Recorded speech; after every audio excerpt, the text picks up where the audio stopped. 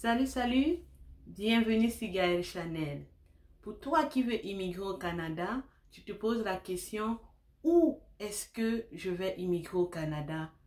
Sache que ce sujet te concerne et si tu aimerais vraiment savoir les différentes provinces qui t'offrent la possibilité d'immigration au Canada, reste connecté. Je vais en parler de cette thématique tout au long de cette vidéo. On y reviendra tout à l'heure après la transition.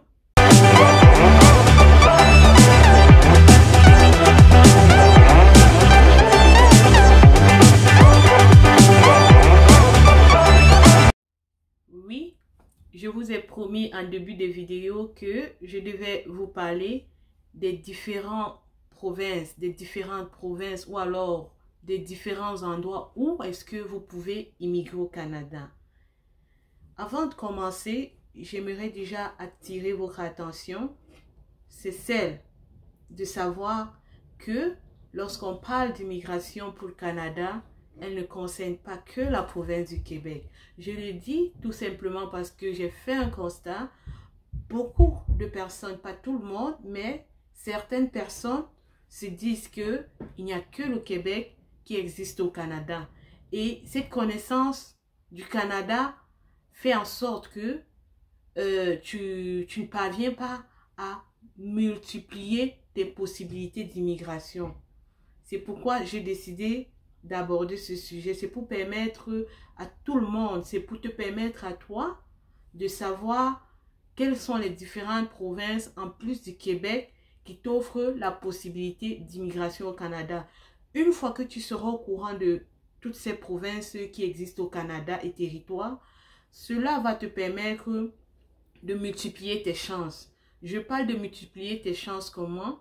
Si, par exemple, tu veux faire l'immigration pour la province du Québec, ça ne marche pas, tu sais au moins que si ça n'a pas marché au Québec, je peux tenter dans la province du Nouveau-Brunswick. Tu sais également que si ça n'a pas marché dans la province du Nouveau-Brunswick, je peux tenter dans la province de l'Ontario, je peux tenter au Manitoba, je peux tenter au Saskatchewan, je peux tenter à l'île du Prince-Édouard. Bref, voilà un peu l'idée que je veux vous donner en partageant avec vous les différentes provinces qui existent au Canada. Donc, ceci dit, je voudrais également attirer votre attention que l'une des choses, selon moi, que vous deviez faire lorsque vous avez envie d'immigrer dans un pays, l'idéal aurait été, ou bien l'idéal serait pour vous de faire une connaissance, de faire des recherches sur le pays pour lequel vous voudrez immigrer. Quand je parle de faire des recherches, je ne vous demande pas d'avoir une connaissance approfondie ou alors de maîtriser par cœur le Canada. Non, je ne vous demande pas ça. Vous demandez de le faire, c'est trop vous demander. Mais ce que je vous demande plutôt, c'est d'avoir une idée générale. Et quand je parle d'idée générale, c'est de savoir au moins l'état pour lequel vous voulez immigrer. Comment est-ce que cet État est constitué? Comment est-ce que le Canada est constitué? Quelle est la langue qui est parlée dans ce pays? Une fois que vous êtes en mesure de répondre à ces questions, je pense que c'est déjà un grand pas pour commencer à vous engager dans l'immigration. Ceci dit, je vais commencer par vous présenter le Canada de manière générale. Ça, je ne vais pas vous envoyer dans des calculs ni des nombres. Je vais juste vous donner une idée générale pour que la prochaine fois, vous ayez au moins une idée. Donc, avant de commencer, je vais déjà dire que le Canada, c'est un État fédéral. Donc, quand on parle d'État fédéral, ça veut dire que il est composé de plusieurs entités. Ici, dans le cas du Canada, quand on parle des entités, ça va renvoyer à ce qu'on appelle des provinces et des territoires. Et chaque province, plus chaque territoire, a sa façon autonome de gouverner, je vais dire ainsi. Donc, une fois que vous savez déjà que le Canada est un État fédéral et il est constitué de 10 provinces plus 3 territoires, c'est déjà une bonne chose.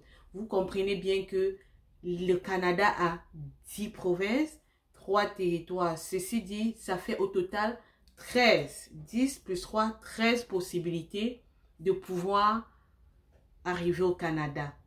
Donc, une fois que vous connaissez déjà cela, je vais aller vous présenter ces différentes. Je voudrais également vous préciser que lorsque je vais vous lister les différentes provinces et territoires du Canada, je ne vais pas lister en ordre de grandeur ou alors avec une mesurette précise. Je vais juste les lister sans toutefois respecter un ordre. C'est-à-dire, si je liste une province comme numéro 1, ça ne veut pas dire que c'est la plus grande province ou c'est la première province. Je vais juste les lister. Mais je voudrais également attirer votre attention que ces provinces et ces territoires sont répartis en 5 régions. Donc, ces régions, on a par exemple une des régions qu'on appelle les provinces de l'Atlantique. Lorsqu'on parle des provinces de l'Atlantique, il faut savoir que les provinces de l'Atlantique regroupent en elles seules 4 provinces. Les 4 provinces qui sont, on a le Terre-Neuve et Laborde, on a l'île du Prince-Édouard, on a la province du Nouveau-Brunswick et on a la Nouvelle-Écosse. Donc ça, c'est les différentes provinces qui sont regroupées dans la région des provinces de l'Atlantique. Je suis sûre, parmi vous, il y en a certains qui ont souvent entendu parler quand on parle du Canada, les provinces de l'Atlantique. Vous devez donc savoir que lorsqu'on parle des provinces de l'Atlantique, il y en a au total 4 provinces. Et ces 4 provinces, je les ai déjà citées. Dans l'autre deuxième région que je peux citer, nous avons par exemple la région du centre du Canada. Lorsqu'on parle de la région du centre du Canada, on va entendre par là 2 provinces. Les 2 provinces sont lesquelles? Vous avez par exemple la province du Québec, qui n'est pas à confondre avec la ville du Québec. Je sais également qu'il y en a certaines personnes qui ne font pas la différence. Donc vous avez dans le centre du Canada, la région du centre du Canada, vous avez la province du Québec et la province de Ontario. Donc, en plus de la région du centre du Québec, vous avez par exemple une région qu'on appelle les provinces des prairies. Lorsqu'on parle des provinces des prairies, ça regroupe au total 3 provinces. Et ces 3 provinces sont, vous avez le Manitoba, vous avez Saskatchewan et ensuite vous avez l'Alberta. Donc, en plus maintenant de la région des provinces de prairies, vous aurez également la région qu'on appelle les côtes de l'Ouest. Mais quand on parle des côtes de l'Ouest, il n'existe qu'une seule province dans cette région, les côtes de l'Ouest. Et la province concernée, c'est la Colombie-Britannique. Donc, si maintenant je vais terminer avec la dernière région qui est les territoires du Nord, ici, ça regroupe en réalité les 3 territoires que j'ai cités un peu plus dessus. Je vous ai fait part dans le début de la vidéo que le Canada a 10 provinces et 3 territoires. Donc, quand on parle de la région des territoires du Nord, on va ressortir de là avec le territoire qui s'appelle le Nunavut. On aura également le territoire qui s'appelle le Yukon. On a également et enfin le territoire qui s'appelle territoire du Nord-Ouest. Donc voilà un peu de manière générale comment on peut définir les différentes provinces et les différents territoires que nous avons au Canada. Pour faire simple, je vais résumer. Le Canada a 10 provinces et le Canada a 3 territoires. Je vais citer les 10 provinces. À 1, nous avons la province du Nouveau-Brunswick. En deuxième position, je citerai l'île du Prince-Édouard. Troisième province, je vais citer la Nouvelle-Écosse. Quatrième province, je vais citer Terre-Neuve et Labrador. Quatrième province, je vais citer le Québec. Cinquième province, je vais citer l'Ontario. Sixième province, je citerai Manitoba. Septième province, je vais citer le Saskatchewan. Huitième province, je vais citer l'Alberta. Et je vais également citer la Colombie-Britannique. Donc, si il faut que je cite les différents territoires, on a par exemple le Nunavut, on a le Yukon et on a le territoire du Nord-Ouest. je voudrais également attirer votre attention, c'est que il faut noter que le Canada étant un pays bilingue, c'est-à-dire on parle deux langues officielles, le français et l'anglais. Mais de tous ces 13 provinces et territoires inclus, il n'y a qu'une seule province qui est francophone de manière officielle. Il s'agit de la province du Québec.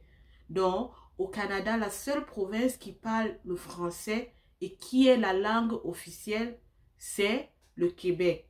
Ceci dit, on parle le français au Québec, cela ne veut non plus dire que l'anglais est exclu, mais la langue première par défaut au Québec, dans la province du Québec, comme je disais tantôt, à ne pas confondre avec la ville du Québec, on parle plutôt la langue française.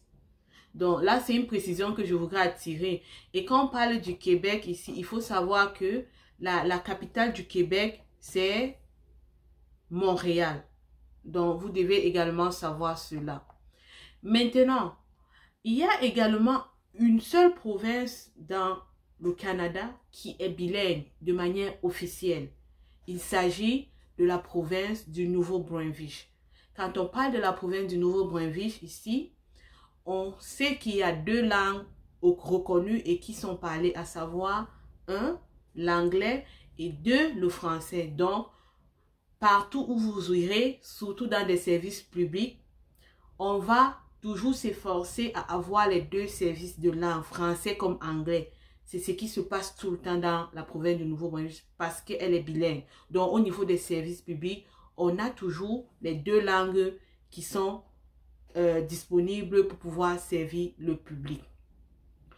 En plus de cela, tout le reste des autres provinces, dont j'ai déjà parlé de la province du Nouveau-Brunswick, la province du Québec, ce sont les deux provinces qui sont, l'une est entièrement francophone et l'autre est entièrement bilingue. Je voudrais également préciser que la province du Nouveau-Brunswick, sa capitale s'appelle Fredericton.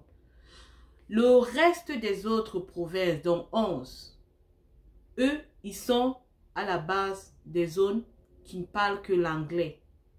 Donc, à la base, ce sont des zones anglophones. Ceci également dit, ça ne veut pas dire que dans certaines de ces provinces, on ne trouvera pas des personnes qui parlent le français. On va en trouver, mais l'effectif de ceux qui parlent le français est réduit. Il peut arriver que dans certains services, on n'a pas les services en français. Ça, c'est la différence avec une province bilingue. Lorsque la province elle est bilingue, dans les services publics, on va vous offrir de la langue dans les deux, français comme anglais. Mais dans des zones bilingues, des zones anglophones, autant pour moi, il peut arriver que le service français ne soit pas fourni. Donc, voilà un peu ça. Donc, je vais continuer. Une des zones anglophones que je peux vous indiquer parmi ces provinces, vous avez le Manitoba qui a pour capitale Winnipeg. Vous avez l'Ontario qui a pour capitale Toronto. Vous avez Saskatchewan qui a pour capitale Regina. Vous avez la province d'Alberta qui a pour capitale Edmonton.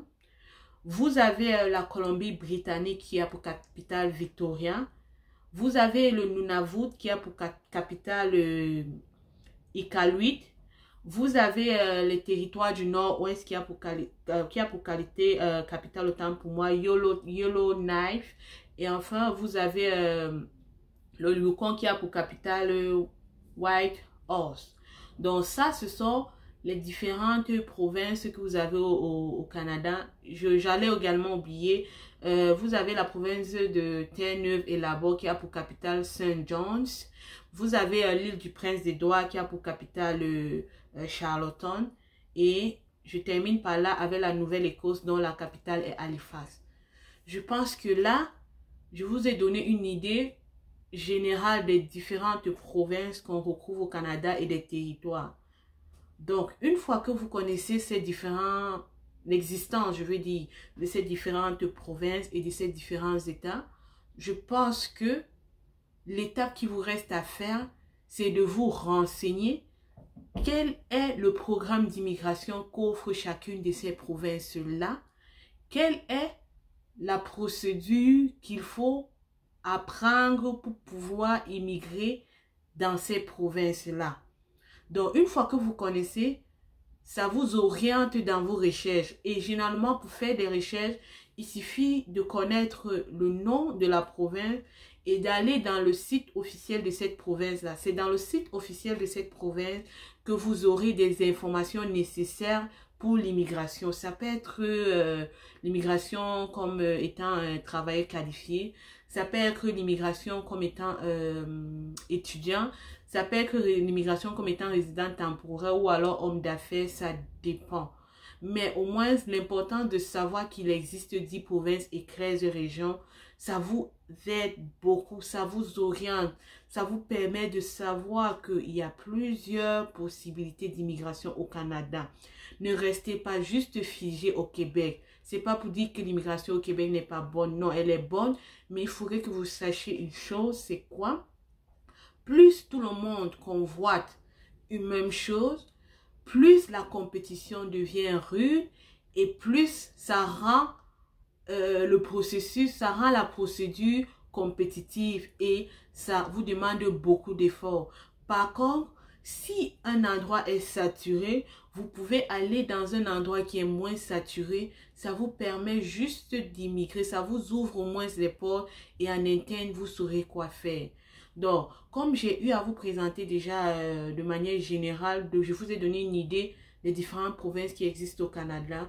Je pense qu'avec ces connaissances, les prochaines étapes de ma vidéo, lorsque je vais parler d'Ancré Express, je pense que vous comprendrez très bien maintenant de quoi il s'agit dans Ancré Express. Puisque je ne saurais commencer de vous parler d'Ancré Express sans que vous ne sachiez même déjà quelles sont les provinces qui sont rattachées, qui sont compris dans le programme d'Ancré Express.